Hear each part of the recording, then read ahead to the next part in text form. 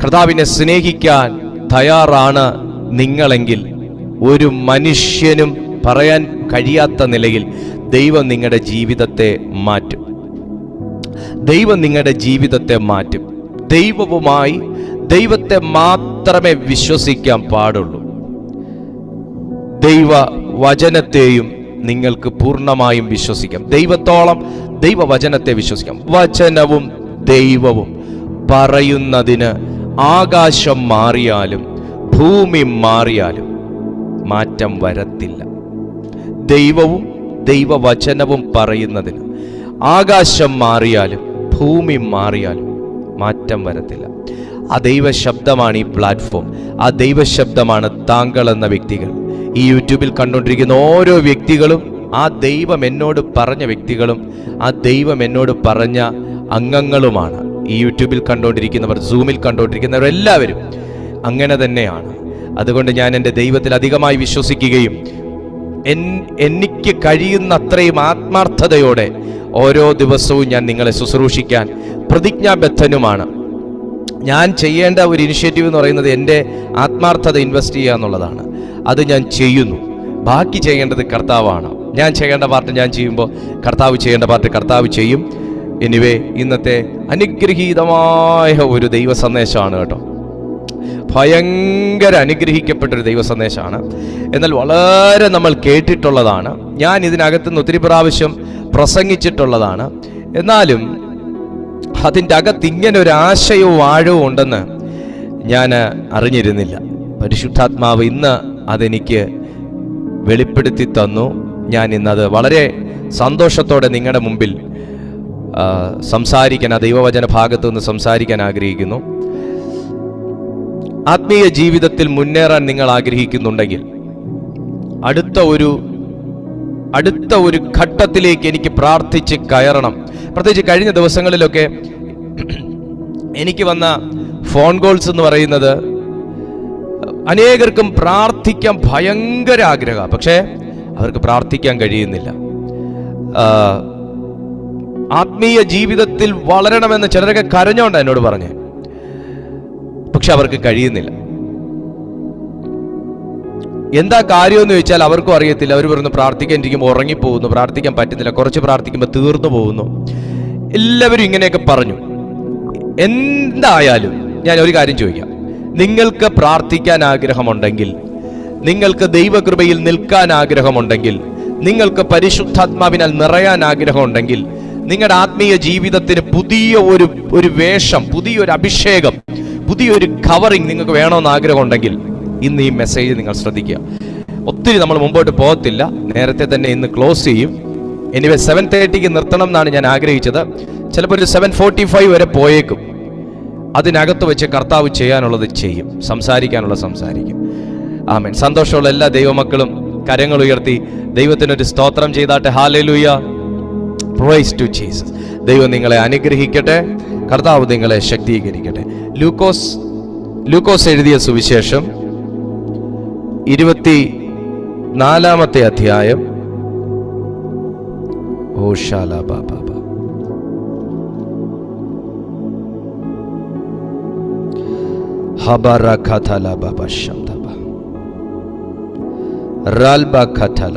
അതിന്റെ 13-ാമത്തെ തിരുവചനം മുതൽ ഞാൻ താഴേക്ക് വായിക്കുന്നു. ശ്രദ്ധിക്കാം. അന്നു തന്നെ അവരിൽ 2 പേർ യെരുശലേമിൽ നിന്ന് 7 നാഴിക ദൂരമുള്ള എമ്മവൂസ് എന്ന ഗ്രാമത്തിലേക്ക് പോവുകയിൽ ഈ സംഭവിച്ചതിനെ കുറിച്ചൊക്കെയും തമ്മിൽ സംസാരിച്ചും തർക്കിച്ചും കൊണ്ടിരിക്കുമ്പോൾ യേശു താനും അടുത്തു ചെന്ന് അവരോട് ചേർന്ന് നടന്നു. അവനെ അറിയാതെ വണ്ണം അവരുടെ കണ്ണ് നിരോധിച്ചിരുന്നു. അവൻ അവരോട്, നിങ്ങൾ വഴി നടന്ന് തമ്മിൽ വാദിക്കുന്ന ഈ കാര്യം എന്ത് എന്ന് ചോദിച്ചു. അവർ വാടിയ മുഖത്തോടെ നിന്നു. നമ്പർ 1, വാടിയ മുഖത്തോടെ നിന്നു. ക്ലയോപ്പാവ് എന്ന് പേരുള്ളവൻ യെരുശലേമിലെ പരദേശികളിൽ, നീ മാത്രം ഈ നാളുകളിൽ അവിടെ സംഭവിച്ച കാര്യം അറിയാതിരിക്കുന്നുവോ എന്നുത്തരം പറഞ്ഞു. ഏത് എന്ന് അവൻ അവരോട് ചോദിച്ചതിന്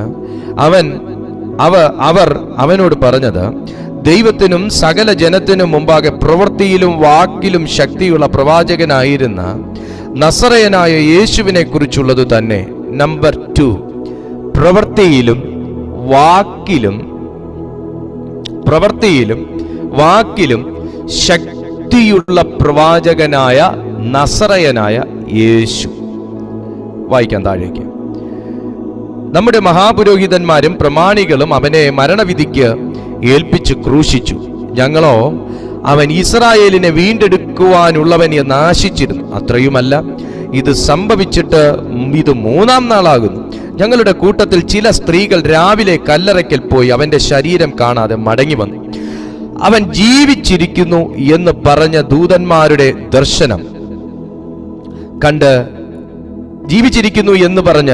ദൂതന്മാരുടെ ദർശനം കണ്ടു എന്ന് പറഞ്ഞ് ഞങ്ങളെ ഭ്രമിപ്പിച്ചു. ഞങ്ങളുടെ കൂട്ടത്തിൽ ചിലർ കല്ലറയ്ക്കൽ ചെന്നു. സ്ത്രീകൾ പറഞ്ഞതുപോലെ തന്നെ കണ്ടു. അവനെ കണ്ടില്ലതാനും.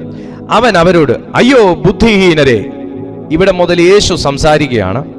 അയ്യോ ബുദ്ധിഹീനരെ, പ്രവാചകന്മാർ പറഞ്ഞിരിക്കുന്നതെല്ലാം വിശ്വസിക്കാത്ത മന്ദബുദ്ധികളെ, ക്രിസ്തു ഇങ്ങനെ കഷ്ടം അനുഭവിച്ചിട്ട് തന്റെ മഹത്വത്തിൽ കടക്കേണ്ടതല്ലയോ എന്ന് പറഞ്ഞു. മോശെ തുടങ്ങി സകല പ്രവാചകന്മാരിൽ നിന്നും എല്ലാ തിരുവെഴുത്തുകളിലും തന്നെക്കുറിച്ചുള്ളത് അവർക്ക് വ്യാഖ്യാനിച്ചു കൊടുത്തു. അവർ പോകുന്ന ഗ്രാമത്തോട് അടുത്തപ്പോൾ അവൻ മുമ്പോട്ട് പോകുന്ന ഭാവം കാണിച്ചു. അവരോ, ഞങ്ങളോടുകൂടെ പാർക്കുക, നേരം വൈകി അസ്തമിക്കാറായല്ലോ എന്ന് പറഞ്ഞ് അവനെ നിർബന്ധിച്ചു. അവൻ അവരോടുകൂടെ പാർക്കുവാൻ ചെന്നു.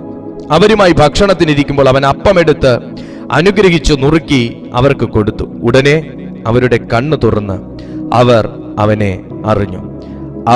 അവൻ അവർക്ക് അപ്രത്യക്ഷനായി. ലാസ്റ്റ് വേഴ്സ് വായിക്കുകയാണ്.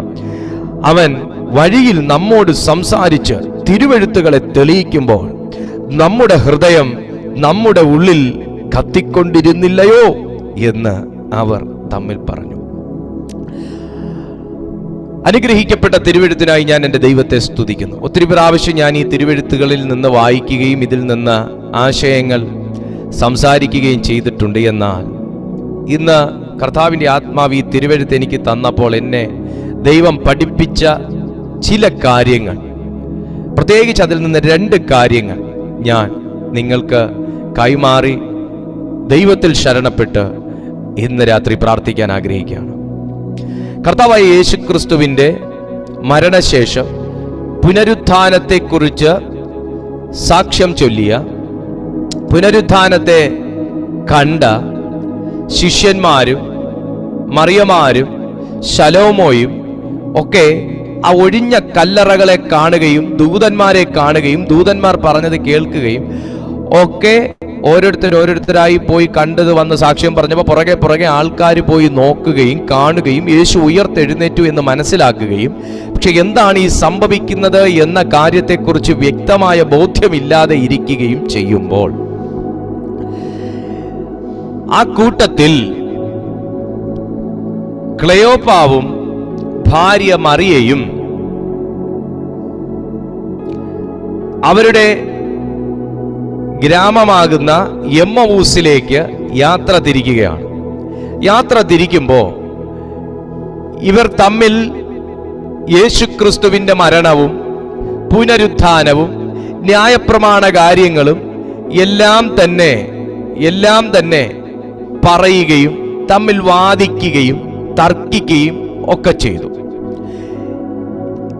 എവിടെ തർക്കമുണ്ടോ അവിടെ വാദമുണ്ടെന്നല്ല, വാടലുണ്ട്.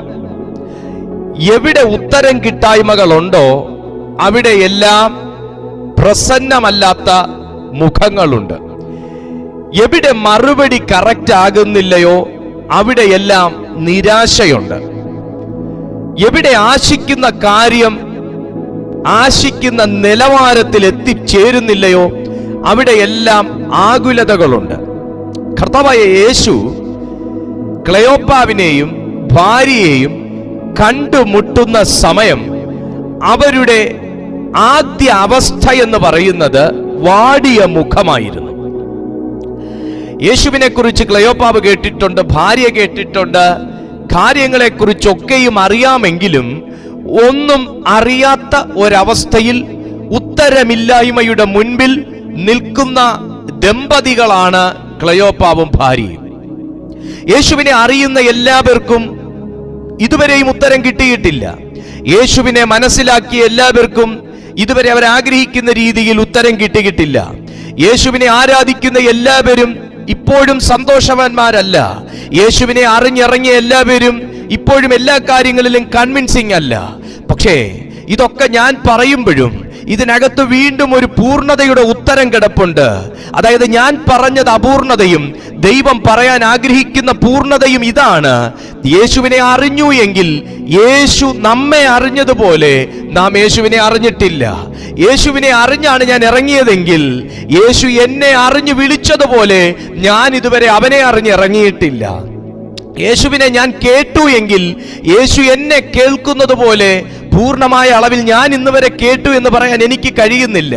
അതുകൊണ്ട് തന്നെ യേശുവിനെ കുറിച്ച് കേട്ടു, ദൂതന്മാരെ കുറിച്ച് കേട്ടു, ഒഴിഞ്ഞ കല്ലറ കണ്ടു, ദൂതന്മാർ സംസാരിച്ചു, യേശു എഴുന്നേറ്റ് പോയി, യേശുവിനെ ആരോ എടുത്തോണ്ട് പോയോ, യേശു ഉയർത്തെഴുന്നേറ്റു, ഇങ്ങനെ പല വാദമുഖങ്ങൾക്കകത്ത് പുനരുത്ഥാനം ഉണ്ടോ, മരണശേഷം ഒരു ജീവിതമുണ്ടോ, ഇതിനെയൊക്കെ കുറിച്ച് പല തർക്കങ്ങളും സംവാദങ്ങളും സംഭാഷണങ്ങളും ഈ ശിഷ്യന്മാരുടെ കൂട്ടത്തിനകത്തും ഈ ക്ലെയോപ്പ ഉൾപ്പെടുന്ന ആൾക്കാരുടെ നടുവിലുമൊക്കെ നടക്കുമ്പോൾ ഇപ്പൊ കാര്യമൊക്കെ ഏകദേശമൊക്കെ ആയതിനു ശേഷം നാള് കുറെ ആയതുകൊണ്ട് നമുക്കൊന്ന് വീട് വരെ പോയച്ചും വരാന്ന് പറഞ്ഞ് ക്ലെയോപ്പാവും ഭാര്യയും കൂടെ ഇറങ്ങി തിരിച്ച് എമ്മവൂസിലേക്ക് യാത്രയാകുമ്പോൾ അവിടെ അറയ്ക്കകത്ത് നടന്ന ചില സംവാദങ്ങളുടെയും സംഭാഷണങ്ങളുടെയും ബാക്കി പത്രം എന്ന നിലയിൽ ഈ ദമ്പതികൾ തമ്മിൽ സംസാരിച്ചുകൊണ്ട് നടക്കുമ്പോൾ ഇപ്പോഴും ഇവരുടെ യാത്രാ മധ്യേ യേശുവിനെ കുറിച്ച് വ്യക്തമായ ഒരു ഉത്തരം ഇവർക്ക് കിട്ടിയിട്ടില്ല. രണ്ടുപേരും പറയുന്നു ഞാൻ യേശുവിനെ വിശ്വസിക്കുന്നു. രണ്ടുപേരും വിശ്വാസികളാണ്, രണ്ടുപേരും ന്യായപ്രമാണത്തിൽ വിശ്വസിക്കുന്നവരാണ്, രണ്ടുപേരെയും യേശുവിനെ അറിയാം, യേശു എന്നത് കെട്ടുകഥയല്ലെന്നറിയാം. പക്ഷെ ഇപ്പോഴും അവർക്ക് യേശുവിൽ നിന്ന് കിട്ടേണ്ടത് കിട്ടിയിട്ടില്ല. യേശുവിനെ കുറിച്ച് അവർ പിടിക്കേണ്ടത് പിടിച്ചിട്ടില്ല. പക്ഷെ യേശുവിനെ അറിയാം. യേശു ഇവരെ കണ്ടെത്തുമ്പോൾ, യേശു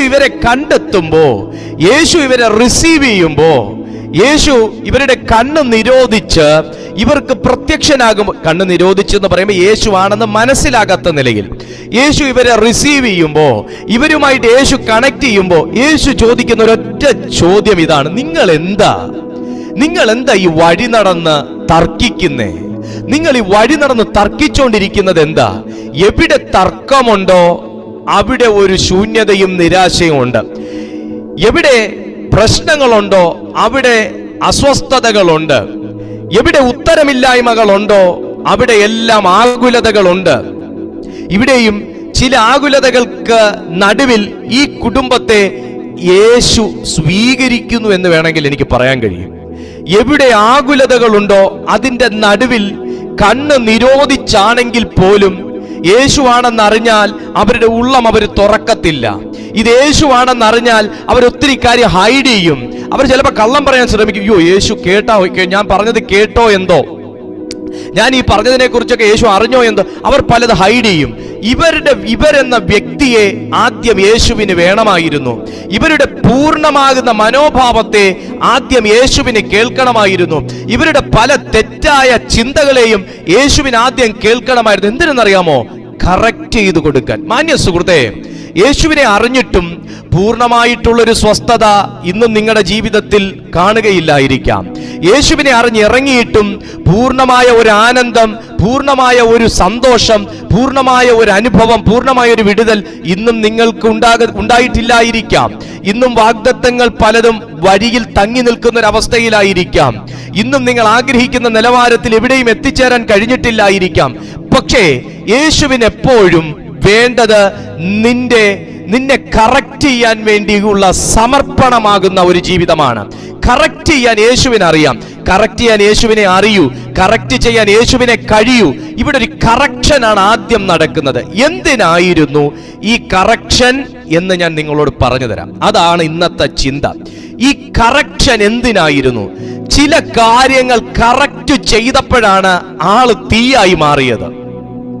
ഞാൻ ഈ സംസാരിച്ച ഈ ക്ലെയോപ്പാവും ഭാര്യ ഉണ്ടല്ലോ, ഇപ്പോൾ നമ്മുടെ ഈ ഒരു ആശയത്തിന്റെ മുമ്പിൽ നിൽക്കുന്ന ക്ലെയോപ്പാവും ഭാര്യയും തർക്കിക്കുന്ന ക്ലയോപ്പാവും ഭാര്യയും, ഉത്തരം കിട്ടാതെ നിൽക്കുന്ന ക്ലയോപ്പാവും ഭാര്യയും, വഴിയിലൂടെ നടന്ന് വഴക്ക് കൂടുന്ന ക്ലയോപ്പാവും ഭാര്യയും, യേശു റിസീവ് ചെയ്തപ്പോ മുഖം വാടി നിന്ന ക്ലയോപ്പാവും ഭാര്യയും, ഇവരല്ല ഒരു 10 വാക്യം അങ്ങോട്ട് കഴിയുമ്പോ, നമ്മൾ ഈ കാണുന്ന ആൾക്കാരെ അല്ല ഒരു 10 വാക്യം അങ്ങോട്ട് കഴിയുമ്പോ, 10 വാക്യം അങ്ങോട്ട് കഴിയുമ്പോ ഈ ആള് തീയ. ഹല്ലേലൂയ. നോക്കിയേ, ആദ്യം ക്ലയോപ്പാവിനെ ഭാര്യയും പരിശുദ്ധാത്മാവ് നമ്മുടെ മുമ്പിൽ അവതരിപ്പിക്കുന്നത് ഇങ്ങനെയാണ്. അവൻ അവരോട്, നിങ്ങൾ വഴി നടന്ന് തമ്മിൽ വാദിക്കുന്ന ഈ കാര്യം എന്ത്?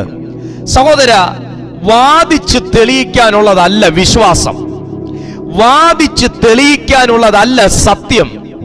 സത്യത്തിന് എന്നും ഒരൊറ്റ നിറമേ ഉള്ളൂ, അത് വെണ്മയാണ്, വെളിച്ചമാണ്, പ്രകാശമാണ്.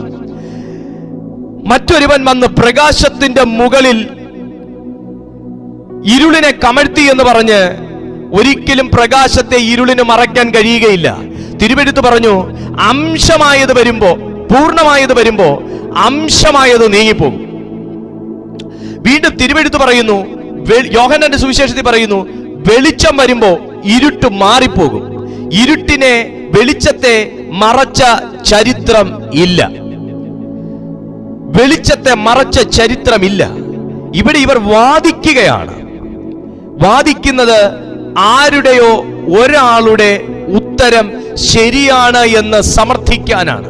ഫാമിലിക്കകത്താണെങ്കിലും, ചർച്ചിനകത്താണെങ്കിലും, വിദ്യാഭ്യാസ സ്ഥാപനങ്ങൾക്കകത്താണെങ്കിലും, ബന്ധങ്ങൾക്കകത്താണെങ്കിലും, ഓഫീസിനകത്താണെങ്കിലും, സൊസൈറ്റിക്കകത്താണെങ്കിലും, എവിടെ വാദമുണ്ടോ, തർക്കമുണ്ടോ, വാഗ്വാദങ്ങളുണ്ടോ, അതിന്റെ നടുവിൽ വാട്ടമുണ്ട്. വാദിച്ച് ഈ ഭൂമിയിൽ ഒന്നും തെളിയിക്കേണ്ട കാര്യമില്ല. കാരണം സത്യം നഗ്നവും മലർന്നതുമായി ഒരുവന്റെ മുമ്പിൽ ഇരിക്കുന്നിടത്തോളം കാലം നിങ്ങൾ നിങ്ങളുടെ ഭാഗം വാദിച്ച് ജയിക്കേണ്ട കാര്യമില്ല. യുദ്ധം യഹോവയ്ക്കുള്ളത് എന്ന് പറയുമ്പോൾ നിനക്ക് യുദ്ധം ചെയ്യാൻ അറിയാമോ എന്ന് ദൈവം ചോദിക്കുന്നില്ല. കാരണം യുദ്ധം ചെയ്യേണ്ടത് ഞാനോ നിങ്ങളോ അല്ല. ഞാനും നിങ്ങളും ഒരു ദൈവത്തിന് കീഴ്പ്പെട്ട് നിൽക്കുമ്പോ, ഒരു ഓതറൈസേഷന് കീഴിൽ നിൽക്കുമ്പോ, ഒരു അതോറിറ്റിക്ക് കീഴിൽ നിൽക്കുമ്പോ എനിക്ക് വേണ്ടത് ചെയ്യാൻ സർവശക്തനായ ദൈവമുണ്ട്. ഞാൻ ചെയ്യേണ്ടത് എന്തെന്ന് അവൻ എന്നോട് അറിയിക്കുന്ന സമയം ഞാൻ എഴുന്നേറ്റാൽ മതിയാകും. യേശു ചോദിച്ച ഒന്നാമത്തെ ചോദ്യം, നിങ്ങൾ വഴി നടന്ന് വാദിക്കുന്നത് എന്ത്? ഹല്ലേലൂയ. യേശു എവിടെയും തെറ്റ് തിരുത്തി കൊടുത്തത് നമ്മൾ കണ്ടിട്ടുണ്ട്. പക്ഷെ ഞാൻ പറയുന്നതാണ് സത്യം, ഞാൻ പറയുന്നതാണ് സത്യം എന്ന് പറഞ്ഞ് വാദിക്കുന്നത് എവിടെയും കാണുന്നില്ല. ഇവിടെ ഇവർ ശ്രമിക്കുന്നത്, അച്ചാച്ച ഒന്ന് ചുമ്മാതിരിക്കെ, അച്ചാച്ചൻ കാര്യം അറിയാതെ പൊട്ടതരം പറയല്ലേ, ഞാൻ പറയുന്നതാ സത്യം എന്നൊക്കെ പറഞ്ഞ് വാദമാ ഇവിടെ നടക്കുന്നത്. എന്നാൽ സത്യം, പ്രിയപ്പെട്ട സഹോദരി, നീ അറിഞ്ഞ സത്യം വാദിച്ച് ജയിക്കാനുള്ളതല്ല. നീ അറിഞ്ഞ യേശുവിനെ വാദിച്ച് തെളിയിക്കാനുള്ളതല്ല. നീ അറിയുന്ന ആത്മീയ സന്തോഷം വാദിച്ച് കാണിച്ചു കൊടുക്കാനുള്ളതല്ല. നിങ്ങൾ അനുഭവിക്കുന്ന പരിശുദ്ധാത്മാവിന്റെ ശക്തി വാദിച്ച് കാണിച്ചു കൊടുക്കേണ്ടതല്ല. നിങ്ങൾ അനുഭവിക്കുന്ന ദൈവ സാന്നിധ്യം വാദിച്ചു തെളിയിച്ചു കൊടുക്കേണ്ടതല്ല. അത് കത്തും, അത് കത്തിക്കും, അത് പ്രകാശമായി ജ്വലിക്കും. ആ സമയം നിന്നെ ദൈവം വെളിപ്പെടുത്തും ചിലരുടെ മുമ്പിൽ. ഹല്ലേലൂയ. തലമുറകളോട് വാദിച്ച് നിങ്ങൾ അവരെ വിശ്വസിപ്പിക്കാൻ നിൽക്കരുത്. വഴക്ക് പറഞ്ഞ് വിശ്വസിപ്പിക്കാൻ നിൽക്കരുത്. എന്തുവാടാ കാണിക്കുന്നത്? വന്നിരുന്ന് പ്രാർത്ഥിക്കടാ, യേശു ദൈവമാണെന്ന് അറിയത്തില്ലടാ. നോ. യേശു അവിടെ വന്ന് പിസ്റ്റൽ ഒന്നും ചൂണ്ടിയില്ല. ഒരു പരീശന്മാരുടെ അടുത്ത് ചെന്നും ഒരു അവിശ്വാസികളുടെ അടുത്ത് ചെന്നും യേശു AK-47 നീട്ടിയില്ല. പേടിപ്പിച്ച് വിശ്വസിപ്പിച്ചില്ല. അവൻ അവരോട് സംസാരിച്ചിട്ട് മാത്രമേ ഉള്ളൂ, സംസാരിച്ചിട്ട് മാത്രമേ ഉള്ളൂ, സംസാരിച്ചിട്ട് മാത്രമേ ഉള്ളൂ. അവന്റെ സംസാരത്തിങ്കൽ കർഷകൻ പറഞ്ഞു, മുക്കുവൻ പറഞ്ഞു, നിരക്ഷരൻ പറഞ്ഞു,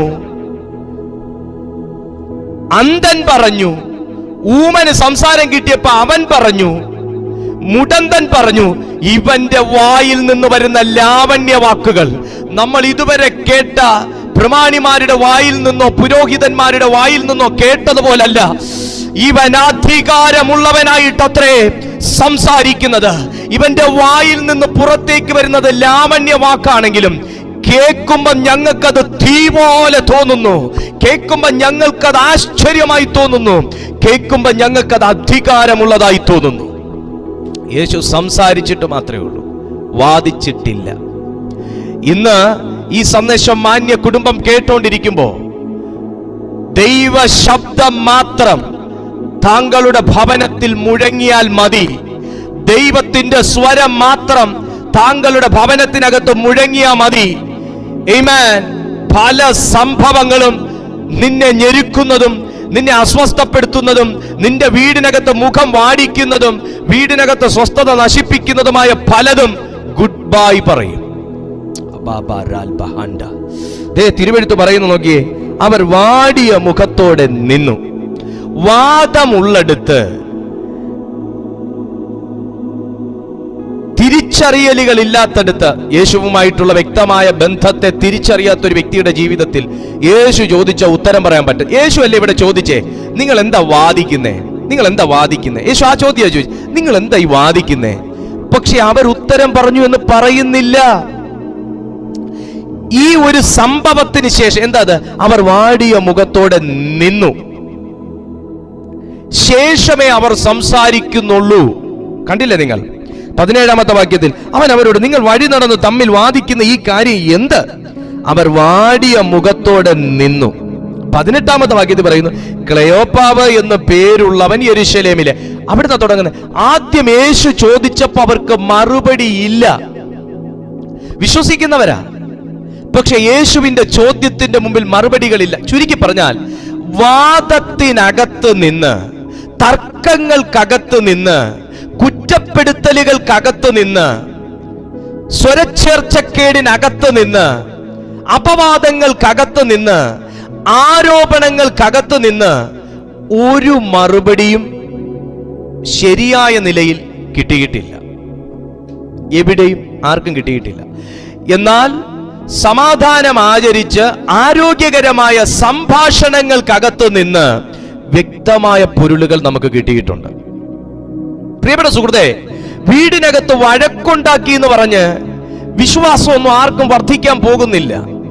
വീടിനകത്ത് തർക്കിച്ചു എന്ന് പറഞ്ഞ് നിന്റെ വിശ്വാസം കള്ളത്തരം, നിന്റെ വിശ്വാസം വട്ട്, നിനക്ക് മനോവിഭ്രാന്തി, ഞങ്ങളുടേതാണ് ശരി, ഇതൊന്നും ശരിയായ വിശ്വാസത്തിന്റെയോ വിശ്വാസിയുടെയോ ആശയങ്ങളും വാക്കുകളും അല്ല. ശരിയായ ഒരു വിശ്വാസി ഒന്നിനെയും കുറ്റപ്പെടുത്താത്ത സത്യം തിരിച്ചറിയുന്ന ഒരു വ്യക്തിയായിരിക്കും. ഹല്ലേലൂയ. യേശു ഒന്നിനെയും കുറ്റപ്പെടുത്തിയതായിട്ട് എവിടെയും കാണുന്നില്ല. ഒരു വിശ്വാസങ്ങളെയും കുറ്റപ്പെടുത്തിയതായിട്ട് എവിടെയും കാണുന്നില്ല. പ്രത്യേകിച്ച് ക്രിസ്തീയ ജീവിതം എന്ന് പറയുന്നത് കുറ്റപ്പെടുത്തലിന്റെ മാർഗമല്ല. ക്രിസ്തീയ വിശ്വാസം എന്ന് പറയുന്നത് കുറ്റപ്പെടുത്തലിന്റെ മാർഗമല്ല. യേശു നമ്മെ പഠിപ്പിച്ചിരിക്കുന്നത് ഒരു വിശ്വാസിയെ കുറ്റപ്പെടുത്താനും ഞങ്ങളുടെ വിശ്വാസം വലുത് എന്ന് പറയാനുമല്ല.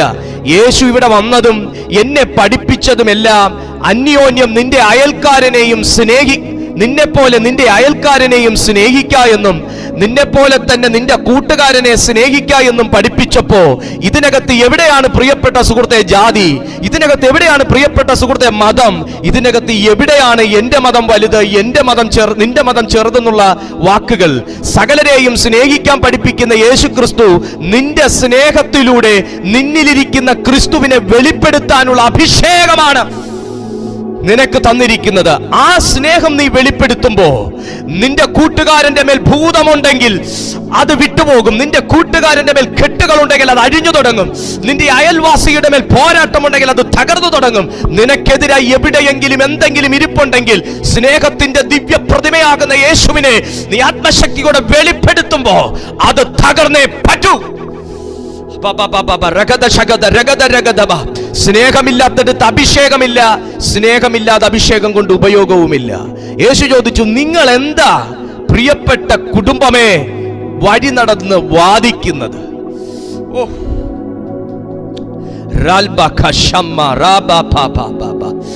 മാറാമോ? നമ്മുടെ ആ ക്രിസ്ത്യാനിത്വത്തിന്റെ മുഖം മൂടി ഒന്ന് മാറട്ടെ.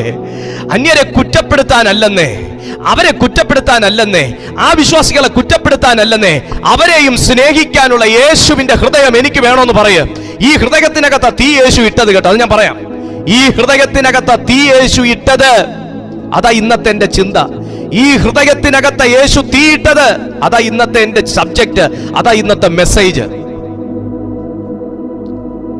ഇപ്പൊ ഇവരുടെ ഹൃദയത്തിന് എന്തോ പ്രശ്നമുണ്ട്, ഇപ്പൊ ഇവരുടെ വിശ്വാസത്തിന് എന്തോ പ്രശ്നമുണ്ട്, ഇപ്പൊ ഇവര് മനസ്സിലാക്കിയിരിക്കുന്ന ഈ യേശുവിന് എന്തോ പ്രശ്നമുണ്ട്. യേശുവിനല്ല പ്രശ്നം, ഇവർ മനസ്സിലാക്കിയിരിക്കുന്ന യേശുവിന് എന്തോ പ്രശ്നമുണ്ട്.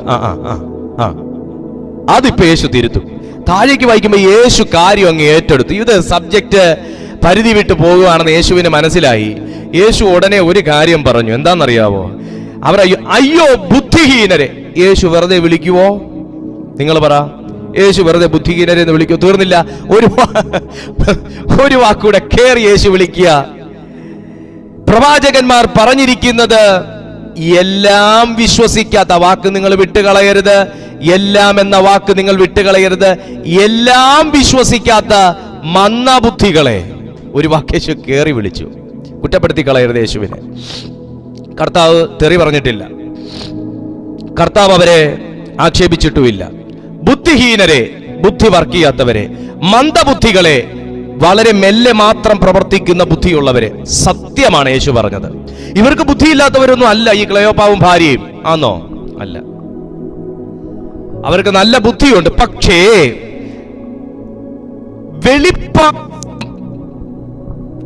വെളിപ്പാട് സംബന്ധമായ കാര്യങ്ങളിൽ, തിരുവെഴുത്ത് സംബന്ധമായ കാര്യങ്ങളിൽ, ദൈവാലോചന സംബന്ധമായ കാര്യങ്ങളിൽ, ദൈവിക വിഷയങ്ങളിൽ തീരുമാനങ്ങൾ എടുക്കുന്നതിൽ, യേശുവിനെ കുറിച്ചുള്ള അണ്ടർസ്റ്റാൻഡിങ്ങിൽ വേണ്ടുന്ന നിലയിൽ ബുദ്ധിയെ പ്രവർത്തിക്കാൻ വിടാതെയും ബുദ്ധിയെ മന്ദീഭവിപ്പിച്ച് അതിനകത്ത് തർക്കമുണ്ടാക്കി ഉള്ള ബുദ്ധിയെ കൂടെ നിശ്ചലമാക്കി ഉള്ള ആത്മീയ സന്തോഷം കൂടെ നഷ്ടപ്പെടുത്തി ഉള്ള സമാധാനം കൂടെ ഇല്ലാതാക്കി കളയുന്ന ഒരവസ്ഥയെ ഇവിടെ വിശുദ്ധ ബൈബിൾ ചൂണ്ടിക്കാണിക്കുന്നു. ബുദ്ധിയില്ലാഞ്ഞിട്ടല്ല നിങ്ങളുടെ വീടിനകത്ത് വഴക്ക് നടക്കുന്നത്, ശരിയായ നിലയിൽ ബുദ്ധി പ്രവർത്തിക്കാത്തത് കൊണ്ടാണ്. ബുദ്ധിയില്ലാത്തതുകൊണ്ടും മന്ദബുദ്ധികളായതുകൊണ്ടും അല്ല. വാസ്തവത്തിൽ ഒരു ചെറിയ വിഷയം വലിയ വിഷയങ്ങളായി മാറുന്നത്, ഒരു ചെറിയ വാക്ക് വലിയ വിഷയങ്ങളായി മാറുന്നത്, ഈ ചെറിയ നാവ് വലിയ കാട് കത്തിക്കുന്ന തീയായി മാറുന്നത്. യാക്കോബ് പറഞ്ഞിട്ടുണ്ട്, നാവ് ഒരു ചെറിയ അവയവമെങ്കിലും ഒരു വലിയ കാട് കത്തിക്കാൻ അസാധാരണമായ സാധനമാണെന്ന്. അപ്പൊ ഒരു ചെറിയ വാക്ക്, ഒരു ചെറിയ തർക്കം, ഒരു ചെറിയ ആശയക്കുഴപ്പം, ഒരു ചെറിയ മിസ്അണ്ടർസ്റ്റാൻഡിങ്, സംസാരിച്ച് എതിർവാദം പറഞ്ഞ് ഇപ്പൊ അവിടെ വഴി നടക്കുമ്പോ തന്നെ സംസാരിച്ചുകൊണ്ടാ നടന്നു തുടങ്ങിയത്, ഇപ്പൊ വഴക്ക് കൂടിക്കൊണ്ടാ നടക്കുന്നത്.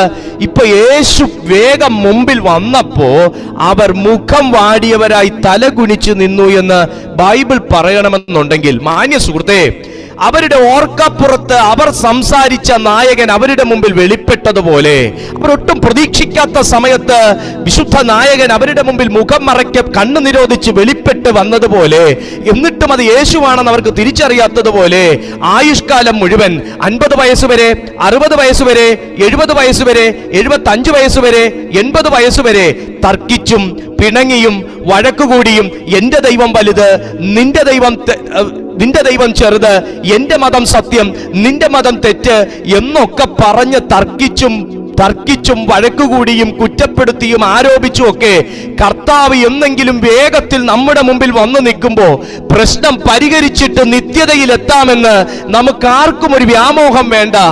ഞാൻ ആ സത്യം അറിഞ്ഞല്ലോ പിതാവേ, ഞാൻ അറിഞ്ഞ സത്യം എന്റെ സ്വഭാവത്തിലൂടെ ലോകം മുഴുവൻ അറിയിക്കാനുള്ള ഒരു ആത്മീയ അഭിഷേകം എനിക്ക് തരണമേ. യേശു പരീശന്മാരുടെ വീട്ടിൽ ക്ഷണിക്കപ്പെട്ടിട്ട് അത്താഴത്തിന് വേണ്ടി ഇരുന്ന സമയം ഒരു പെരുവയറൻ, മത്തായി എഴുതിയ സുവിശേഷം, ഒരു പെരുവയറൻ അവിടെ ഇരിക്കുന്നു, ആ കൂട്ടത്തിനകത്തിരിക്കുന്നു. അവൻ മുത്താഴം കഴിക്കാൻ ഇരിക്കുന്നു എന്ന് വിശുദ്ധ ബൈബിൾ പറയുന്നു. പെരുവയറനെ, നിന്റെ ജാതി ഏത്, നിന്റെ മതമേത്, നിന്റെ അമ്മയുടെ പേരെന്ത്, അപ്പന്റെ പേരെന്ത് എന്നൊന്നും എന്റെ യേശു ചോദിച്ചില്ല. യേശുവിന്റെ മേൽ വ്യാപരിച്ചിരുന്ന പ്രവാചകാഭിഷേകവും യേശുവിന്റെ മേൽ പകർന്നിരുന്ന ദൈവത്വവും അവരോട് പറഞ്ഞു, ഈ പെരുവയറൻ അവന്റെ ആ വയറുകൊണ്ട്, അവന്റെ നീരുള്ള വയറുകൊണ്ട് അവൻ ജീവിക്കാൻ പെടുന്ന ബുദ്ധിമുട്ട് ആ മനുഷ്യന് മാത്രമേ അറിയത്തുള്ളൂ. സൗഖ്യമാക്കുക, സൗഖ്യമാക്കുക, സൗഖ്യമാക്കുക. അതിനകത്തിരുന്ന സകല മനുഷ്യരും എതിർത്തു. സകല മനുഷ്യരും അവനെ തുറിച്ചു നോക്കിക്കൊണ്ടിരുന്നു. എന്തിനിവനെ സൗഖ്യമാക്കുന്നു, എന്തിന് ഈ ദിവസം ഇവനെ സൗഖ്യമാക്കുന്നു? പക്ഷേ ആ മനുഷ്യനോട് നീ സൗഖ്യമാകാൻ യോഗ്യതയുള്ളവനെന്നും അവന്റെ അസ്വസ്ഥത മനസ്സിലാക്കി അവനെ പൊറുപ്പിച്ച് പൊറുതി വന്ന് അവന്റെ വയറിന്റെ നീരും മാറ്റി അവനെ സൗഖ്യമാക്കി യേശു വിട്ടത് അവന്റെ ജാതി ചോദിക്കാതെയാണെങ്കിൽ, മതം ചോദിക്കാതെയാണെങ്കിൽ, ഞാൻ വലുത് നീ ചെറുതെന്ന് ആമേൻ വലിപ്പച്ചെറുപ്പം നോക്കാതെയാണെങ്കിൽ, എന്നെയും താങ്കളെയും ഏൽപ്പിച്ച ശുശ്രൂഷയും അതു തന്നെയാണ്. ഹല്ലേലൂയ. നമുക്കെല്ലാവരെയും സ്നേഹിക്കാൻ പഠിക്കാം, നമുക്കെല്ലാവരെയും കൈക്കൊള്ളാൻ പഠിക്കാം, നമുക്കെല്ലാവരെയും ചേർത്ത് നിർത്താൻ പഠിക്കാം. എന്റെ സ്വഭാവം കണ്ട്, എന്നിലെ ക്രിസ്തുവിനെ കണ്ട് സത്യം ജനം തിരിച്ചറിയട്ടെ. സത്യം നിങ്ങൾ അറിയുകയും അറിഞ്ഞ സത്യം നിങ്ങളെ സ്വതന്ത്രരാക്കുകയും ചെയ്യുമെന്നാണ് യേശു പഠിപ്പിച്ചിരിക്കുന്നത്, വിശുദ്ധ ബൈബിൾ പറയുന്നത്. അതുകൊണ്ട് പ്രിയപ്പെട്ട സുഹൃത്തേ, ഇന്നു മുതൽ നിങ്ങളുടെ വീടുകൾക്കകത്ത് സത്യദൈവത്തെ അറിയാത്ത, അതായത് നിങ്ങൾ അറിഞ്ഞ ആ സത്യവും ജീവനും അറിയാത്ത ഒരു വ്യക്തി ഉണ്ടെങ്കിൽ വാദിക്കുകയല്ല, തർക്കിക്കുകയല്ല, പ്രത്യുത നീ റിവീൽ ചെയ്യുക. നിന്നിലെ ക്രിസ്തുവിനെ റിവീൽ ചെയ്യുക. നിനക്ക് സ്നേഹം തന്ന ക്രിസ്തുവിന്റെ സ്നേഹം നീ റിവീൽ ചെയ്യുക. നിനക്ക് അഭിഷേകം തന്ന കർത്താവിന്റെ അഭിഷേകം നീ റിവീൽ ചെയ്യുക. നിന്നോട് ക്ഷമിച്ച കർത്താവിന്റെ സ്നേഹം നീ ക്ഷമിക്കാൻ കാണിച്ചു കൊടുക്കുക. നിന്റെ തെറ്റുകൾ പുറത്ത ദൈവത്തിന്റെ സ്വഭാവം നീയും പുറത്ത് കാണിച്ചു കൊടുക്കുക. ഹല്ലേലൂയ. പ്രസംഗങ്ങളിലൂടെ യേശുവിനെ പഠിപ്പിക്കുന്നതിനേക്കാൾ നല്ലത് പ്രവൃത്തിയിലൂടെ യേശുവിനെ പഠിപ്പിക്കുന്നതാണ്. പ്രസംഗങ്ങളിലൂടെ യേശുവിനെ ഉയർത്തുന്നതിനേക്കാൾ നല്ലത്, വാദങ്ങളിലൂടെ യേശുവിനെ ഉയർത്തുന്നതിനേക്കാൾ നല്ലത് പ്രവൃത്തികളിലൂടെയും വാക്കുകളിലൂടെയും യേശുവിനെ ഉയർത്തി കാണിച്ചു കൊടുക്കുന്നതാണ്. അതാണ് ഏറ്റവും നല്ല സുവിശേഷീകരണം എന്ന് വിശ്വസിക്കുന്ന ഒരു വ്യക്തിയാണ് ഞാൻ. ഇവിടെ ചോദിക്കുന്നു, നിങ്ങൾ വാദിക്കുന്നത് എന്ത്? അവർ വാടിയ മുഖത്തോടെ അവിടെ നിന്നു, വാടിയ മുഖത്തോടെ. എത്ര യേശുവിനെ കുറിച്ച് കേട്ടിട്ടും മുഖം നിവരുന്നില്ലേ? എത്ര യേശുവിനെ കുറിച്ച് കേട്ടിട്ടും തല നിവർത്താൻ പറ്റുന്നില്ലേ? എത്ര യേശുവിനെ കുറിച്ച് കേട്ടിട്ടും അറിഞ്ഞിട്ടും മെസ്സേജുകൾ കേട്ടിട്ടും ദൈവദാസന്മാർ പ്രാർത്ഥിച്ചിട്ടും മുഖം പ്രസന്നതയോടെ ഇരിക്കുന്നില്ലേ? ദാ യേശു സംസാരിക്കുന്നു, കേൾക്കുക.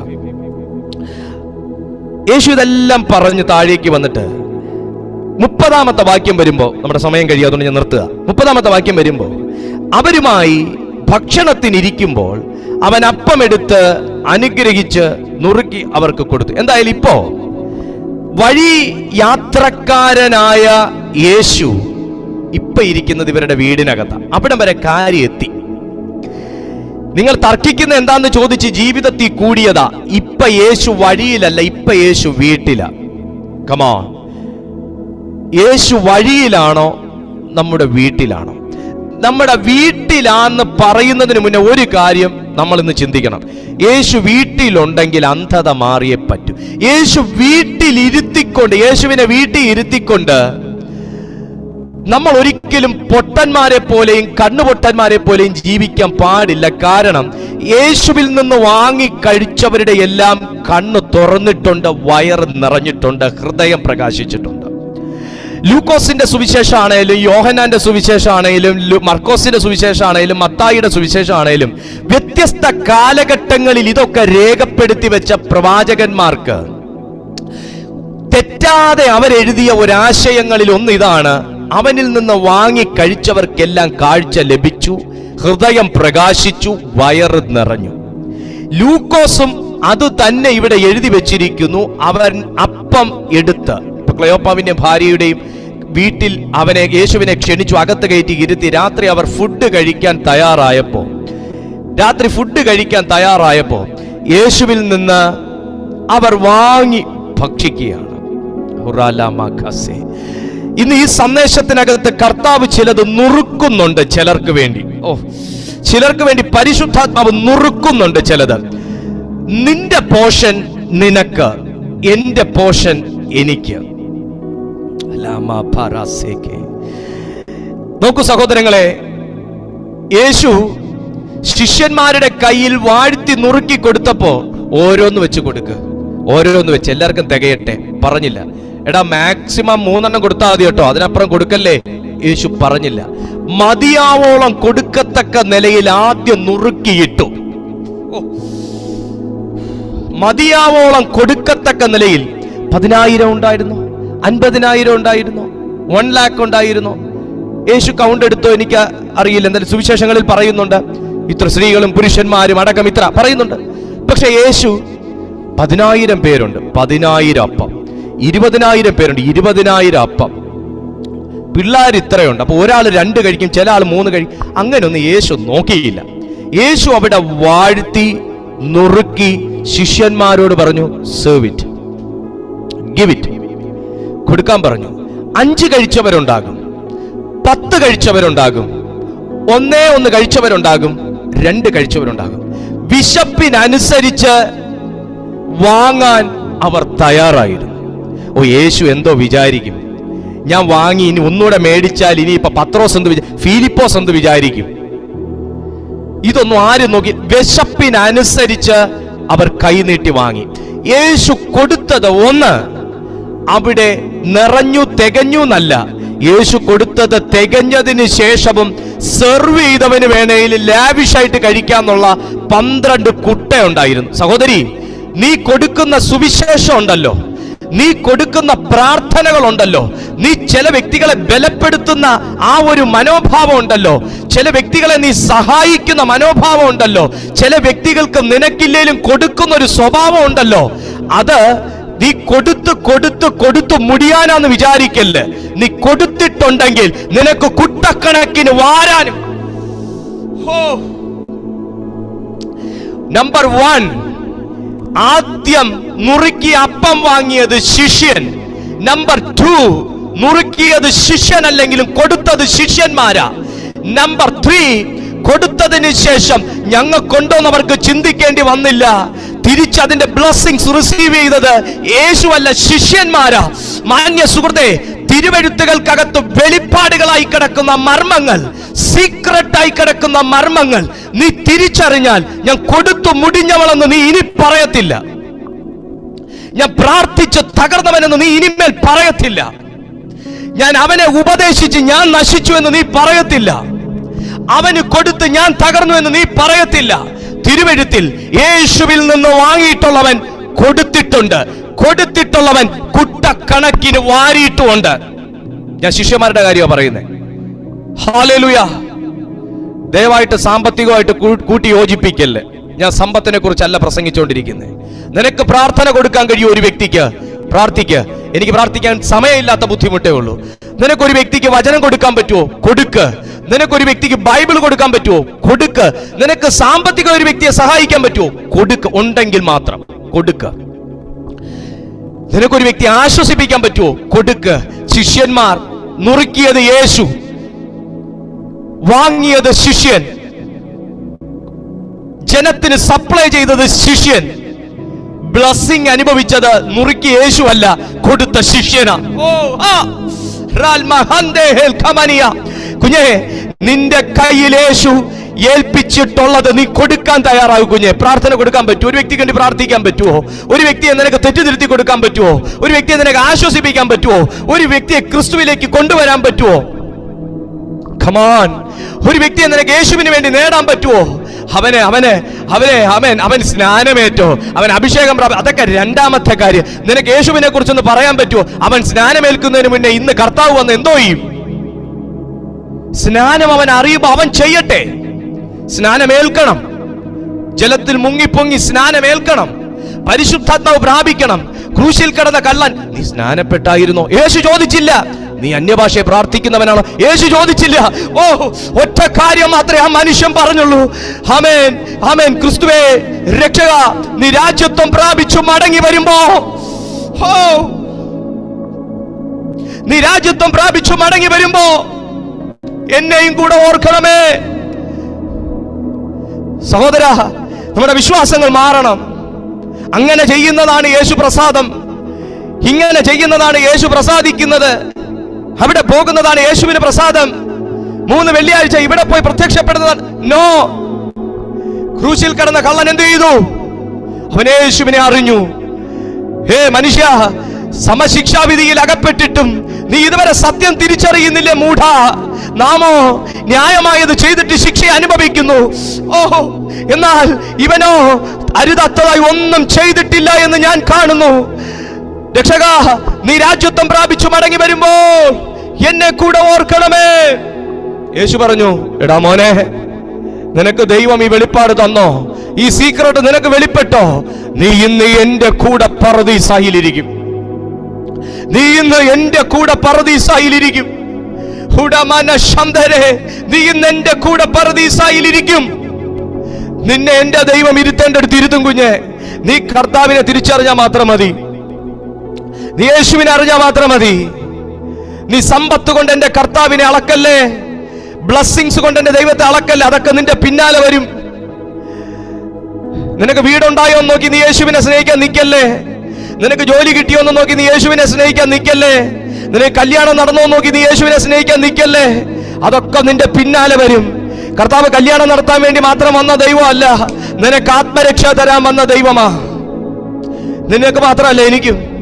എന്റെ കല്യാണം നടത്തി എനിക്ക് 2 കൊച്ചുങ്ങളെയും തന്നിട്ട് പോകാൻ വന്ന ദൈവമല്ല, എനിക്ക് ആത്മരക്ഷ തന്നത്. അതുകൊണ്ടാണ് ഞാൻ യേശുവിനെ സ്നേഹിക്കുന്നത്. ഹല്ലേലൂയ. അതിനായിരിക്കണം ഞാൻ യേശുവിനെ, അതുകൊണ്ടായിരിക്കണം എനിക്ക് രക്ഷ തന്ന,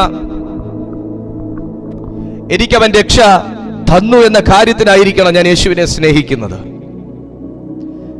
ഈ സത്യം നിങ്ങൾ തിരിച്ചറിയണം പ്രിയപ്പെട്ടവരെ. നെക്സ്റ്റ് വൺ, 32ാമത്തെ വാക്യത്തിൽ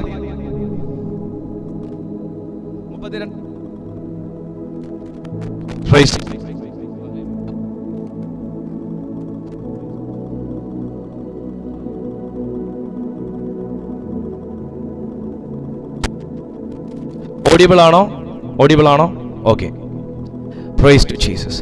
32ാമത്തെ വാക്യത്തിൽ വരുമ്പോ നമുക്കവിടെ കാണാൻ കഴിയും, എടിയേ മറിയായേ, ക്ലെയോപ്പാവിന്റെ ഭാര്യ മറിയയാണെന്ന് യോഹന്നാൻ എഴുതിയ സുവിശേഷം 3ാമത്തെ അധ്യായമാണെന്ന് ഞാൻ ഓർക്കുന്നത്. അവിടെ കിടപ്പുണ്ട്. മറിയേ, ഞാനൊരു കാര്യം ചോദിക്കട്ടെ എടി. നമ്മൾ ആ വഴിയിൽ തർക്കിച്ചുകൊണ്ട് വന്നല്ലോ. എനിക്ക് നിന്നെയും കാണാൻ പാടില്ലായിരുന്നു, നിനക്ക് എന്നെയും കാണാൻ പാടില്ലായിരുന്നു. നമ്മൾ ഈ ദേഷ്യം കൊണ്ട് എന്തോ അങ്ങോട്ടും ഇങ്ങോട്ടും പറഞ്ഞു. പക്ഷേ നീ എന്നോട് സംസാരിച്ചപ്പോഴും ഞാൻ നിന്നോട് സംസാരിച്ചപ്പോഴും എനിക്ക് കോപം മാത്രം ഉണ്ടായത്. നിന്നെ അങ്ങ് എങ്ങനെയും പറഞ്ഞ് ജയിക്കണമെന്നുള്ളൊരു ഭാവമാണ് എനിക്കുണ്ടായത്. പക്ഷേ നമ്മുടെ കൂടെ വന്നിരുന്ന ആ അതിഥിയില്ലേ, അവൻ എന്നോട് സംസാരിച്ചപ്പോ, നമ്മളോട് സംസാരിച്ചപ്പോ, അവൻ വഴിയിൽ നമ്മോട് സംസാരിച്ച് തിരുവെഴുത്തുകളെ തെളിയിക്കുമ്പോ നമ്മുടെ ഹൃദയം, വാക്കെന്താ പറഞ്ഞേ? നമ്മുടെ ഹൃദയം. എന്താ പറഞ്ഞേ? എന്റെ ഹൃദയത്തിന്റെ കാര്യം എനിക്കറിയുള്ളൂ. എന്റെ വൈഫിന്റെ ഹൃദയത്തിന്റെ കാര്യം അവക്കേ അറിയുള്ളൂ. നിങ്ങളുടെ ഹൃദയത്തിന്റെ കാര്യം നിങ്ങൾക്കേ അറിയുള്ളൂ. ഈ നമ്മുടെ ഹൃദയം എന്ന് പറയുന്നെങ്കിൽ ഇതിന്റെ നടുവിൽ എന്തോ ഒരു കണക്ഷൻ അതിനകത്ത് വന്നിട്ടുണ്ട്. അത് ഞാൻ ഇപ്പൊ പറഞ്ഞങ്ങ് നിർത്തുക. നമ്മുടെ ഹൃദയം നമ്മുടെ ഉള്ളിൽ കത്തിക്കൊണ്ടിരുന്നില്ലയോ? യേശുവിന്റെ സംഭാഷണത്തിനകത്ത് ഒന്ന്, ഒരാന്തരിക അഗ്നി വെളിപ്പെട്ടു. 2, ഇവർ തമ്മിൽ ഒരാത്മീയ സംഭാഷണത്തിനകത്ത് കണക്റ്റായി. ആദ്യത്തെ സംഭാഷണം യേശുവിനെ കുറിച്ചാണെങ്കിലും അതൊരിക്കലും ഒരു സ്പിരിച്വൽ ടോക്ക് അല്ലായിരുന്നു, വാദമായിരുന്നു. പക്ഷേ ഈ സംഭാഷണം ആദ്യം ഒരാന്തരിക അഗ്നി ഇവരിൽ ക്രിയേറ്റ് ചെയ്തു. 2, ഇവരുടെ ട്രാക്ക് മാറ്റി ആത്മീയ സംഭാഷണത്തിലേക്ക് കർത്താവ് ഇവരെ കൊണ്ടുവന്നു. നമ്പർ 3, ക്രിസ്തുവുമായിട്ടുള്ള കൂട്ടായ്മയ്ക്കകത്ത് ഇവരെ കർത്താവ് അലൈൻ ചെയ്തു. അലൈൻമെന്റ് ഒക്കെ തെറ്റിക്കിടക്കുമായിരുന്നു. കറക്റ്റ് ആ ഫാമിലിയെ കർത്താവ് മോൾഡ് ചെയ്ത് കൊണ്ടുവരുന്നുണ്ടോ? നമ്പർ 4, ക്രിസ്തു തന്നെ ഇവരോട് സംസാരിക്കാൻ തുടങ്ങി. ആന്തരിക അഗ്നി എന്ന് പറയുന്നത് പഴയ നിയമകാലം മുതലുള്ളതാ. ആന്തരിക അഗ്നി സങ്കീർത്തനങ്ങളുടെ പുസ്തകം 39-ാമത്തെ സങ്കീർത്തനങ്ങൾ 39-ലാണ് നമ്മൾ ഈ തീ കാണുന്നത്. 39-ാമത്തെ സങ്കീർത്തനം അതിൻ്റെ 3-ാമത്തെ വാക്യം നിങ്ങളൊന്ന് നോക്കി. 39-ാമത്തെ സങ്കീർത്തനം അതിൻ്റെ 3-ാമത്തെ വാക്യം. എൻ്റെ ഉള്ളിൽ ഞാൻ ഉരിയാടാതെ ഊമനായിരുന്നു. കണ്ടോ, ഞാൻ ഉരിയാടാതെ, എൻ്റെ ദുഃഖം കൊണ്ട് എനിക്ക് സംസാരിക്കാൻ പറ്റുന്നില്ല. ഞാൻ ഉരിയാടാതെ ഊമനായിരുന്നു. ഇവിടെയും ഇവരും അത് തന്നെ. ഇവരുടെ ദുഃഖം കൊണ്ടും തർക്കം കൊണ്ടും വേദന കൊണ്ടും വാദം കൊണ്ടും യേശുവിന്റെ മുമ്പിൽ വാടിയ മുഖത്തോടെ ഇരുന്നു. കണ്ടോ, നന്മയെ ഗണ്യമാക്കാതെ മൗനമായിരുന്നു. എന്റെ സങ്കടം പൊങ്ങി വന്നു, എന്റെ ഉള്ളിൽ ഹൃദയത്തിന് ചൂട് പിടിച്ചു. കണ്ടോ, എന്റെ ധ്യാനത്തിങ്കൽ തീ കത്തി, അപ്പോൾ ഞാൻ നാവെടുത്ത് സംസാരിച്ചു തുടങ്ങി. എന്റെ മാന്യ സുഹൃത്തെ, നീ ഇന്ന് ദുഃഖം കൊണ്ട് ഉരിയാടാൻ കഴിയാതെ ഇരിക്കുന്നുവെങ്കിൽ ഇന്ന് രാത്രിയിൽ ഈ ദൈവത്തിന്റെ അഗ്നി നിന്റെ ഉള്ളത്തിൽ കത്തിയാൽ നിന്റെ നാവെടുത്ത് നീ ചില കാര്യങ്ങൾ സംസാരിച്ചു തുടങ്ങും. സങ്കീർത്തനക്കാരൻ പറയാം, എന്റെ ഹൃദയത്തിന് ചൂട് പിടിച്ചു. ഇന്ന് വിശ്വാസം തണുത്തിരിക്കുകയാണോ? വചനകേൾവി തണുത്തിരിക്കുകയാണോ? പ്രാർത്ഥന തണുത്തിരിക്കുകയാണോ? ദൈവമായിട്ടുള്ള ബന്ധം തണുത്തിരിക്കുകയാണോ? നിന്നെ ചൂട് പിടിപ്പിക്കുന്ന ഒരു തീ നിന്റെ ഭവനത്തിൽ കത്തിക്കൊണ്ടിരിക്കുക. പക്ഷേ ഇപ്പോഴാ ഇത് ക്ലെയോപ്പാവും ഭാര്യ അറിയുന്നത്. എടിയേ മറിയായേ, അവൻ നമ്മോട് വഴിയെ സംസാരിച്ചു തിരുവെഴുത്തുകളെ തെളിയിച്ചു കൊണ്ടിരുന്നപ്പോ നമ്മുടെ ഉള്ളിൽ മോനെ ശരിയായ ഹോളി സ്പിരിറ്റ് വീടിനകത്ത് വർക്ക് ചെയ്യാൻ തുടങ്ങിയ നിന്റെ ഭാര്യയിൽ കത്തുന്ന തീ നീയും നിന്നിൽ കത്തുന്ന തീ നിന്റെ ഭാര്യയും തിരിച്ചറിയും. രണ്ടും കൂടെ ഒരുമിച്ച് ദൈവത്തെ ആരാധിക്കാൻ തുടങ്ങും. അവിടെയാണ് ഉണർവ് സംഭവിക്കുന്നത്. അവിടെയാ പിശാചികൾക്ക് ഇരിക്കാൻ കഴിയാത്തത്. അവിടെയാ ദുഷ്ടക്കെട്ടുകൾ പൊട്ടി മാറുന്നത്. ഹോ, ആ യൂണിറ്റി ഇന്ന് രാത്രി ഇതിനകത്ത് വെളിപ്പെടട്ടെ. ആ യൂണിറ്റി, ഇത് ഭാര്യയല്ല പറയുന്നത്, ഭർത്താവ് പറയും, എടി നമ്മുടെ ഉള്ളിൽ. അപ്പോ തിരുവെഴുത്തുകൾ ഇവരുടെ അകത്ത് വർക്ക് ചെയ്യാൻ തുടങ്ങിയപ്പോ ഭാര്യയുടെ ജീവിതത്തിൽ വന്ന മാറ്റവും ശരീരത്തിൽ വന്ന മാറ്റവും ഭർത്താവ് കണ്ടു. യേശു ഇവരോട് സംസാരിച്ചു തുടങ്ങിയപ്പോ ആന്തരിക അഗ്നി ഇദ്ദേഹത്തെ ക്ലെയോപ്പാവിന്റെ മേൽ കത്തിയത് ഭാര്യയും ശ്രദ്ധിച്ചു. ആ ശ്രദ്ധയാണ് ചോദിച്ചത്, എടി നിന്റെ പല മൂവ്മെന്റ്സ് ഞാൻ കണ്ടു, നിന്റെ പല ഇമോഷൻസ് ഞാൻ ശ്രദ്ധിച്ചു, നിന്റെ ഫേസ് ഞാൻ ശ്രദ്ധിച്ചു. ആ വന്ന വ്യക്തി തിരുവെഴുത്തുകളെ എന്നോട് സംസാരിച്ചുകൊണ്ടിരുന്നപ്പോ നീ ആ പ്രസൻസ് ഫീൽ ചെയ്യുന്നത് ഞാൻ കണ്ടു. എനിക്കത് തോന്നി, നിന്നെ ദൈവസാന്നിധ്യം തൊടുന്നുണ്ടെന്ന്. നിന്റെ അകത്ത് ഞാൻ ഇന്നുവരെ കണ്ടിട്ടില്ലാത്ത ഒരു തീ നിനക്ക് കത്തുന്നുണ്ടെന്നും നീ ആ ദൈവ സാന്നിധ്യത്തിനകത്ത് ഈ ദൈവവചനം കേട്ടോണ്ട് നടക്കുന്നതെന്നും എനിക്ക് തോന്നി. ഇനി നീ പറ ഭാര്യയെ, അവൻ നമ്മോട് സംസാരിച്ചുകൊണ്ടിരുന്നപ്പോ നിന്റെ അകത്ത് എന്റെ അകത്ത് കത്തിയതുപോലൊരു തീ കത്തിയില്ലായിരുന്നോ? അവൾ പറഞ്ഞു, കത്തിയായിരുന്നു അച്ചാ. എടി കാര്യം അത് വേറെ ഒന്നുമല്ല, അത് യേശു തന്നെ ഡയറക്ട്ലി വന്ന് നമുക്ക് സീക്രട്സ് വെളിപ്പെടുത്തി തന്നതുകൊണ്ടാ. ഇന്ന് രാത്രി കുഞ്ഞെ, യേശു നിന്നോട് സംസാരിക്കും. നീ വ്യക്തിപരമായി നിന്നോട് സംസാരിക്കും. നീ അണഞ്ഞിരിക്കുന്ന ഒരു വ്യക്തിയാണെങ്കിൽ, നീ ചതഞ്ഞ ഒരു ഓടയാണെങ്കിൽ, നീ പുകയുന്ന ഒരു തിരിയാണെങ്കിൽ, നിന്റെ പ്രകാശ പദം കത്തിക്കാൻ യേശു ഇന്ന് രാത്രി നിന്നോട് സംസാരിക്കും. നിന്റെ ഹൃദയത്തിനകത്ത് ഇന്ന് വരെ ഇല്ലാത്തൊരു തീ യേശുവിന് വേണ്ടി കത്തും. അതാ യഥാർത്ഥ ഉണർവ്. യഥാർത്ഥ ഉണർവ് അതാണ്. യേശുവിന്റെ സ്വരം കേട്ട് അകത്ത് തീ കത്തുന്ന ഒരു അനുഭവം, സുവിശേഷത്തിന് വേണ്ടി അകത്ത് തീ കത്തുന്ന ഒരു അനുഭവം. യേശുവിന്റെ അധികാരമുള്ള നാമത്തിൽ ഇന്ന് രാത്രി എത്ര പേർക്ക് അത് മനസ്സിലാകുന്നുണ്ട്? ആ കൂട്ടായ്മയ്ക്കകത്ത്, യേശുവുമായിട്ടുള്ള കൂട്ടായ്മയ്ക്കകത്ത് വെളിപ്പെട്ട ആ മഹത്വം എത്ര പേർക്ക് ഇന്ന് രാത്രി മനസ്സിലാകുന്നു? യേശുവുമായിട്ടുള്ള കൂട്ടായ്മയ്ക്ക് ആദ്യം അവർക്ക് ലഭിച്ചത് എന്തായിരുന്നു? ഒന്ന്, ആന്തരിക അഗ്നി. ആന്തരിക അഗ്നി അതായിരുന്നു അവരിൽ കത്തിയത്. ആമേൻ. അതുപോലെ തന്നെ ലൂക്കോസിന്റെ സുവിശേഷം 12-ാമത്തെ അധ്യായം 49-ാമത്തെ വാക്യത്തിലും പറയുന്നു, ഞാൻ ഭൂമിയിൽ വന്നത് തീയിടാനായിരുന്നു, അത് ഇപ്പോൾ കത്തിയെങ്കിൽ കൊള്ളായിരുന്നു. ആത്മീയ ശക്തി നാളെ പ്രാപിക്കാന്ന് വിചാരിക്കല്ലേ. കർത്താവ് പറയുന്നത് ഇപ്പോൾ കത്തിയെങ്കിൽ കൊള്ളായിരുന്നു. യേശു പറയുന്നതാ, ഞാൻ ഭൂമിയിൽ തീയിടാനാകുന്നു വന്നിരിക്കുന്നത്, അത് ഇപ്പോഴേ കത്തിയെങ്കിൽ കൊള്ളായിരുന്നു. ന്യായവിധിയുടെ കാര്യമാണ് യേശു പറയുന്നത്. എങ്കിലും നോക്കൂ, ദിവ്യ കൂട്ടായ്മ പ്രകാശപഥം കത്തിക്കുന്നു, വെളിച്ചം നമ്മുടെ ജീവിതത്തിലേക്ക് കൊണ്ടുവരുന്നു. അതാ വൈഫും ഹസ്ബൻഡും തമ്മിൽ. ഞാനൊരു കാര്യം പറയട്ടെ, ഈ രണ്ടുപേരുടെ ജീവിതത്തിനകത്തും ഇതുപോലൊരു തീ ഉണ്ടെങ്കിൽ നിന്റെ വീടിനകത്തെ തർക്കം മാറിപ്പോകും. അതാ ക്ലെയോപ്പാവ് ചോദിച്ചത്. നമ്മോട് സംസാരിച്ചുകൊണ്ടിരുന്നപ്പോ ഒരു സന്തോഷം തോന്നിയെന്നല്ല, ഒരു ഫ്രഷ്നെസ് തോന്നിയെന്നല്ല, കത്തിക്കൊണ്ടിരുന്നില്ലയോ? ഇതാ വേണ്ടത്. വചനം കേൾക്കുമ്പോ ഒരു കത്തല്, പ്രശ്നം വരുമ്പോ അണഞ്ഞു.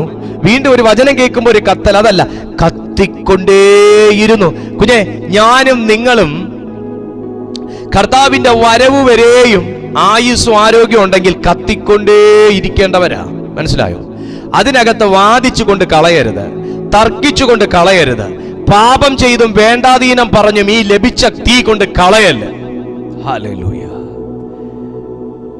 കുഞ്ഞെ, സാത്താന് നിന്നെ നോട്ടം ഉണ്ടെങ്കിൽ, പിശാചിന് നിന്നെ നോട്ടം ഉണ്ടെങ്കിൽ, പിശാചിന് നിന്റെ ജീവിതത്തിൽ എന്തെങ്കിലും ഒന്ന് ചെയ്യണമെന്നുണ്ടെങ്കിൽ അവൻ പല ഇൻഫ്ലുവൻസ് നിന്റെ ജീവിതത്തിൽ ചെലുത്തും. നിന്റെ ഏറ്റവും വലിയ വീക്ക് പോയിന്റ് എന്താണോ അതിനെ സാത്താൻ ചൂഷണം ചെയ്യും. ആ വീക്ക് പോയിന്റിന്റെ മേലുള്ള സംഗതികൾ നിന്റെ ജീവിതത്തിൽ കൊണ്ടുവന്നിട്ട്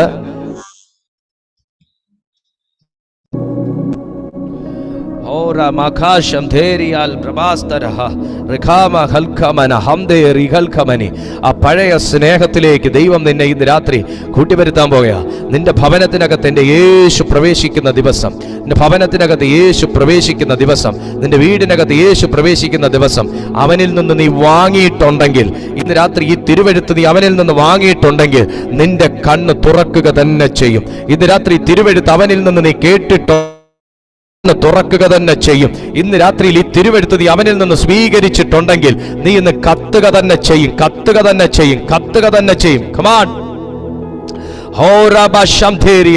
പ്രാർത്ഥിച്ചേ ദൈവമക്കളെ, നിങ്ങളൊന്ന് പ്രാർത്ഥിച്ചേ. കർത്താവേ, എന്റെ ജീവിതത്തിൽ തർക്കം കൊണ്ടല്ല എനിക്ക് യേശുവിനെ തെളിയിക്കേണ്ടത്, തർക്കം കൊണ്ടല്ല എനിക്ക് യേശുവിനെ തെളിയിക്കേണ്ടത്. എന്റെ ജീവിതത്തിന്റെ മാറ്റം കണ്ട്, എന്റെ ജീവിതത്തിന്റെ തീ കണ്ട്, എന്റെ ജീവിതത്തിലുള്ള ദൈവാനുഭവം കണ്ട് എന്നെ തിരിച്ചറിയട്ടെ. ദൈവം സത്യ ദൈവം, ഞാൻ അഭിഷേകത്തോട് ആരാധിക്കുന്ന ഒരു വംശമെന്ന് എന്റെ സ്വഭാവം കണ്ട്, എന്റെ ചിന്ത കണ്ട്, എന്റെ പ്രവൃത്തി കണ്ട്, എന്റെ സംഭാഷണങ്ങൾ കണ്ട്, എന്റെ ആറ്റിറ്റ്യൂഡ്സ് കണ്ട് ലോകം തിരിച്ചറിയട്ടെ. നീ ഉപദേശിക്കാൻ പോകണ്ട, നീ തർക്കിക്കാൻ പോകണ്ട, നീ വാദിക്കാൻ പോകണ്ട. കർത്താവ് നിനക്ക് വേണ്ടി സംസാരിക്കും. ദൈവം താങ്കൾക്ക് വേണ്ടി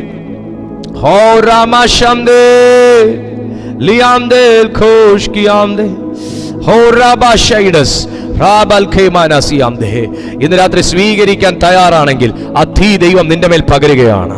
ഇന്ന് സ്വീകരിക്കാൻ താങ്കൾ തയ്യാറാണെങ്കിൽ ആ തീ താങ്കളുടെ മേൽ പരിശുദ്ധാത്മാവ് പകരുകയാണ്. സ്വീകരിക്കാൻ താങ്കൾ തയ്യാറാണെങ്കിൽ കമാൺ, പുതിയ കൃപ വേണം കർത്താവേ, ഇതല്ല പുതിയൊരു കൃപ എനിക്ക് വേണം എന്നാഗ്രഹിക്കുന്നവന്റെ മേൽ ഈ അഭിഷേകം വെളിപ്പെടുത്താനുള്ളൊരു തീ ദൈവം നിന്റെ മേൽ പകരുകയാണ്. Come on, receive it. Yes. Libra kategosh kiamderi albasiamdera ralbra kategosh dikaba ral mahasia libra katelogos ribra telogos. Oh Jesus, hallelujah. Hura mama shantele labra bashathelege Rima mama shikena. Oh Jesus, Holy Spirit.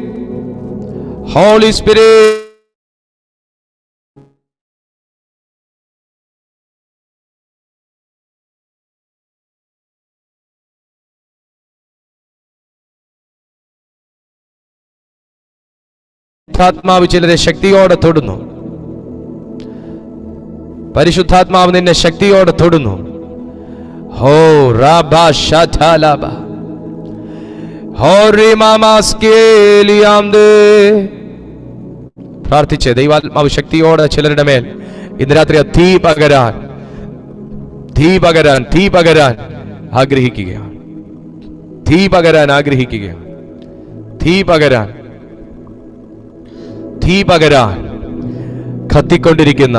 കത്തിക്കൊണ്ടിരുന്ന നിന്റെ ആത്മീയ ജീവിതത്തെ അണച്ചു കളഞ്ഞ തർക്കങ്ങൾ, കത്തിക്കൊണ്ടിരുന്ന നിന്റെ ആത്മീയ ജീവിതത്തെ പറഞ്ഞു ബന്ധിച്ച ചില വാക്കുകൾ, കത്തിക്കൊണ്ടിരുന്ന നിന്റെ ആത്മീയ ജീവിതത്തെ വെള്ളം കോരി കെടുത്തിക്കളഞ്ഞ ചില സംഭവങ്ങൾ എല്ലാം ദൈവം ഇന്ന് രാത്രി ക്യാൻസൽ ചെയ്യുക. നിന്നെ കത്തിക്കാൻ പോവുക. നിന്നെ ദൈവരാജ്യത്തിന് വേണ്ടി പരിശുദ്ധാത്മാവ് കത്തിക്കാൻ പോവുക. നിന്നെ ദൈവത്തിന് വേണ്ടി പ്രയോജനപ്പെടുത്താൻ ദൈവം നിന്നെ കത്തിക്കാൻ പോവുക. പരിശുദ്ധാത്മാവ് നിന്നെ കത്തിക്കാൻ പോവുക.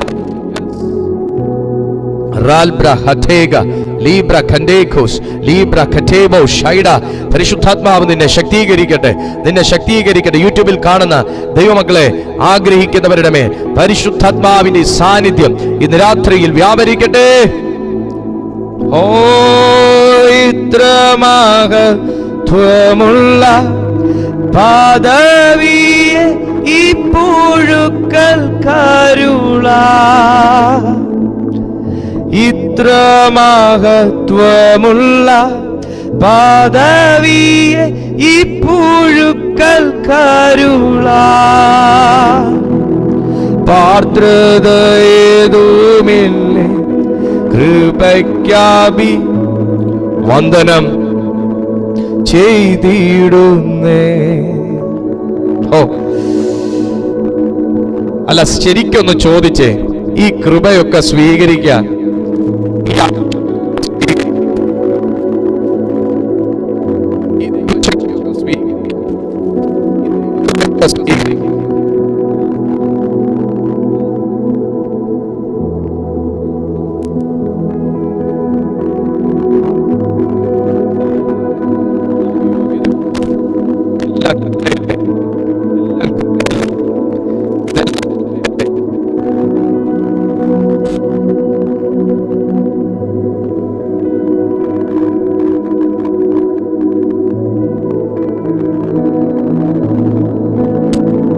ഇതെല്ലാം കൃപയല്ലേ? കർത്താവ് തന്ന കൃപയല്ലേ? ഈ കൃപയ്ക്കായി ഞാൻ എൻ്റെ ദൈവത്തെ സ്തുതിക്കുന്നു. ഈ കൃപയ്ക്കായി ഞാൻ എൻ്റെ ദൈവത്തെ സ്തുതിക്കുന്നു. ഈ കൃപയ്ക്കായി ഞാൻ എൻ്റെ ദൈവത്തെ സ്തുതിക്കുന്നു. പിതാവേ, ഇന്ന് രാത്രിയിൽ ഈ മീറ്റിംഗിൽ അറ്റൻഡ് ചെയ്ത ഓരോ ദൈവജനത്തിൻ്റെ ജീവിതത്തിലും വലിയ ദൈവമഹത്വം അവിടുന്ന് വെളിപ്പെടുത്തിയിരിക്കാൻ സ്തോത്രം. ഈ ജനത്തെ അവിടുന്ന് അനുഗ്രഹിച്ചാട്ട് ഇന്ന് വിവിധ വിഷയങ്ങളാൽ, ഭാരങ്ങളാൽ ഞങ്ങളെ ഇതുവരെയും കണ്ടുകൊണ്ടിരുന്ന ഓരോ ദൈവമക്കളുടെയും ജീവിതത്തിൽ പരിശുദ്ധാത്മാവ് സംസാരിച്ചല്ലോ, അവരോട് ദൈവാത്മാവ് ഇടപെട്ടല്ലോ. ആയതിനായി ഞങ്ങൾ കർത്താവിനെ സ്തുതിക്കുന്നു. ഈ ജനത്തെ പിതാവിൻ്റെയും പുത്രൻ്റെയും പരിശുദ്ധാത്മാവിൻ്റെയും നാമത്തിൽ ബ്ലസ് ചെയ്യുന്നു. ഇവരുടെ ജീവിതങ്ങളെ അവിടുന്ന് മാനിച്ചാലും അനുഗ്രഹിച്ചാലും സ്വസ്ഥത നൽകിയാലും യേശുവിൻ നാമത്തിൽ തന്നെ ആമേൻ. നിങ്ങളുടെ പ്രാർത്ഥനാ വിഷയങ്ങൾ വാട്സാപ്പ് മുഖേനയും ഫോൺ കോൾസിലൂടെയും ഞങ്ങളുടെ ഈ നമ്പറിൽ അറിയിച്ചാൽ ഞങ്ങൾ നിങ്ങൾക്കായി പ്രാർത്ഥിക്കാം. ഫോണിൽ കിട്ടാൻ എന്തെങ്കിലും ബുദ്ധിമുട്ടുണ്ടെങ്കിൽ, ഒട്ടുമിക്ക സമയങ്ങളിലും കിട്ടും, അല്ലെങ്കിൽ ഞാൻ തിരിച്ചു വിളിക്കും. ബുദ്ധിമുട്ടുണ്ടെങ്കിൽ നിങ്ങൾക്ക് വാട്സാപ്പിലും ഞങ്ങളെ ബന്ധപ്പെടാം.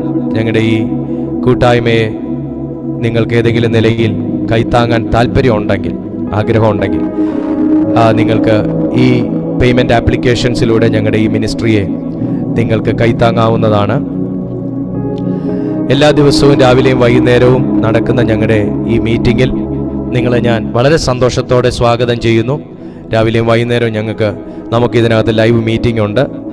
നിങ്ങൾക്ക് അത് അറ്റൻഡ് ചെയ്യാനും ദൈവകൃപ പ്രാപിക്കാനും കൂടുതൽ ദൈവവചനം പഠിക്കാനും ഒക്കെ അവസരങ്ങളുണ്ട്. നിങ്ങളത് പരമാവധി പ്രയോജനപ്പെടുത്തിയാട്ടെ. ദൈവം നിങ്ങളെ ശക്തീകരിക്കട്ടെ, ദൈവം നിങ്ങളെ സഹായിക്കട്ടെ, കർത്താവ് നിങ്ങളെ ബലപ്പെടുത്തട്ടെ. നമുക്ക് ആശീർവാദം പറയാം.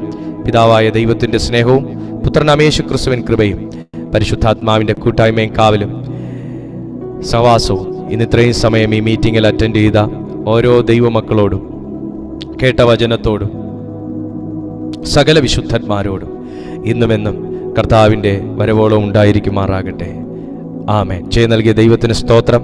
Hallelujah, hallelujah, hallelujah.